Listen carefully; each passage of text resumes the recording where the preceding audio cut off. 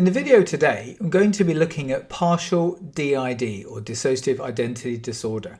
So this is a diagnostic criteria in the ICD-11. It's not present in the DSM-V, which we always find really interesting because we have to make these decisions about which categories to diagnose dissociative conditions with, and the two different textbooks on diagnostic criteria give us different options. So I think partial DID is a really interesting phenomena, and there's something about it which is actually extremely helpful therapeutically that is often a lot more useful than working with, say, DID. Now we go with what we see in front of us, but it's so important, I think, to be able to understand the diagnosis correctly and being able to really develop a sense of what this actually means. So in the video, what I'm going to be looking at is breaking down the essential definition of partial DID or PDID, looking at what that actually entails, how it might be observed, and then what is it about that makes it supremely interesting. So the key is understanding why DID or partial DID is different from the other dissociative conditions, and that's about this element of the other personalities being present. So it's one or more personalities being present that can take control of the body or can take control of functioning and has its own sort of way of doing things and its own behavioral aspects, emotions, thoughts, things all that behind the scene. So the definitions of DID are really quite clear and often quite easy to diagnose once that's been understood. Partial DID is slightly different in that it has exactly the same sort of defined processes as DID, but the intrusion or the element of the other is so much different. Now in DID, sort of any other parts or alters or others, whatever we might want to call them, can sort of take over, and they have their own way of functioning, and they can have their own histories or personalities, sort of like genders, ages, imagery associated with them, all of these sort of things. And with partial DID, that's not what we necessarily see. So they don't have that sort of criteria of the other in the same way. It's much more seen as being intrusions. So the way that this is set out in the ICD is thinking of it as being dissociative intrusions. And I'll break down exactly the type of intrusions that are present now. And these are sort of within two different categories. There's the internal and there's the external. So to start with, on the internal intrusions, we have cognitive. So we have thoughts that can emerge. So a person can be going through their day and they are suddenly sort of beset by a load of thoughts, and they don't really know where they're coming from, and they're often quite aversive or quite unpleasant in nature. And the other is the affective, which is the emotion. So there's these intrusions of emotions. It's like having an emotion just suddenly arrive. The context may not be apparent, and it can be quite overwhelming and distressing in of itself. And the type of emotions are going to be things like fear or anger or high anxiety, that kind of thing. So it's sort of negatively based emotions. Then we have the external forms.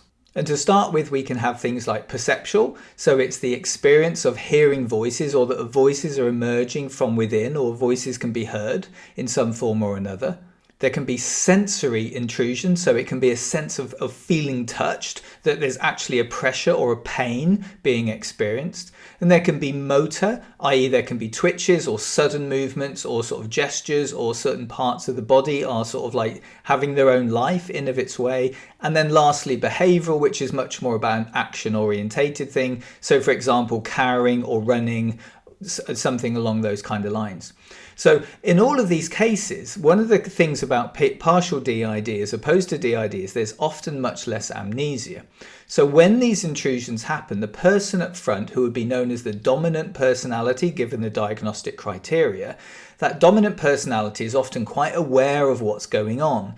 And this is why it's so interesting, because the amnesia really sort of breaks the rules really about being able to describe experience, because things happen. They might be observed by other people, but the person up front, as it were, sometimes just doesn't know what's gone on. So they can't explain it, say within therapy.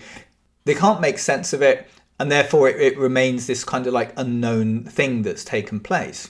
Within partial DID, often the dominant personality is very aware of what's going on, but they can't really understand it because it seems so odd.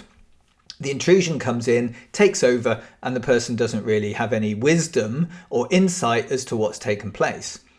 So being able to witness, being able to be present, allows them to be able to form a description, which can then be relayed to the therapist and sense can be made of it, which ideally takes all the pressure off, takes some of the distress out of it, and it becomes more of that curiosity thing that I talk about a lot in this channel. So here's where things get really interesting, because in DID, those intrusions, if you like, the parts that can take place, they can form very, very broad-ranging sort of activities. So the action systems go really quite wide in their scope. They can do lots of things, they can represent lots of things. Sometimes it's quite clear, sometimes it's extremely confusing, but they're different in their quality and the depth and range of their functioning, and their existence is so much wider, it's harder to pin some of these things down. But in partial DID, and this is something that Suzette Boone has referenced in work and writings that she's done, is that this partial DID thing is really interesting because it's very reminiscent of the origins of structural dissociation.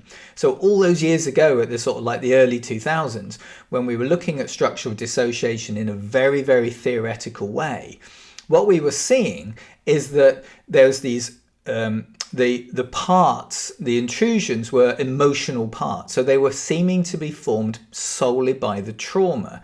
And then the dominant part then would have been known as the apparently normal personality, or ANP, which isn't so great anymore. So we don't really think in terms of ANP and EP, but it's much more sort of dominant and non-dominant personalities. That's a healthier way, I think, to look at it. So what's happening is this dominant personality is kind of going through life. An event takes place, a trigger. It's nearly always in a high stress, high anxiety type situation where there's overwhelm or there's pressure or powerlessness or something going on. And these intrusions take place either internally or externally. The person is seeing what's going on or witnessing what's going on, may not be able to make much sense of it, can relay that to the therapist. And this is why partial DID is so great, because in a way it's a direct window to the trauma in a way that DID often isn't.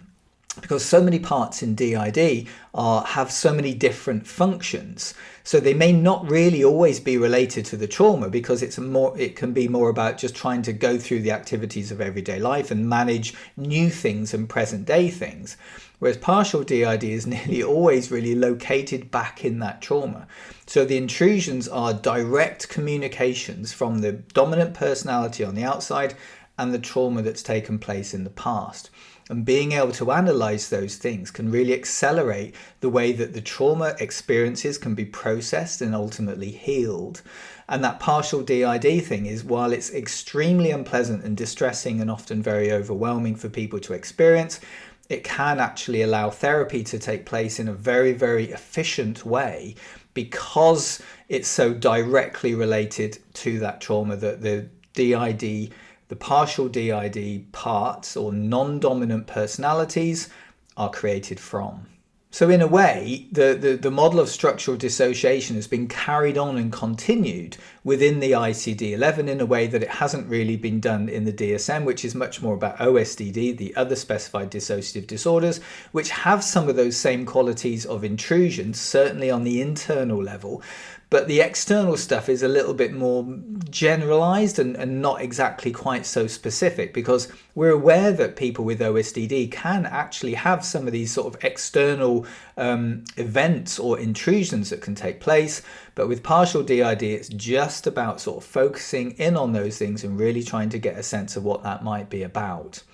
And because they're often arriving from a distressing context in the present day, it's obvious to see them as being triggered events. So something in the present day triggers the intrusion of a non-dominant partial DID thing or event or experience that allows the dominant personality to be able to register it, record it, relay that information back to the therapist, and then sense can be made of the trauma that's taken place as to why that's then arrived in the present day as the result of the trigger. So I hope that's been helpful. I really enjoy thinking about sort of partial DID in a more structured way, because it really does give us this insight. And the sort of the writings of structural dissociation and the way that people like Suzette Boone are writing about that in the present day really give us that insight into what it is that we're looking at when we're seeing the events. So it's not just about looking at a dissociative intrusion and just going, wow, that thing's happened, how do we stop that? It's about actually understanding what's going on and seeing it as being an extremely useful part of the healing process to take the trauma, the depth and distressing nature of that trauma away from the person. We can never remove the experience, obviously, but therapy is about reducing the impact of that trauma, and partial DID is a really great insight into that as a process. So thanks very much for watching. I'm very keen to hear comments and just get a sense of what you think about this video, and any experiences of people that have partial DID are always welcome to just sort of like help us all really understand what it's like to go through this kind of phenomenon. So thanks for watching. Please do the usual things in terms of liking and subscribing, hit the notifications button so that you're aware of new videos, because we've got a lot of material coming your way, some really exciting stuff. So keep with us, and in between now and the next video, as always, please do take great care.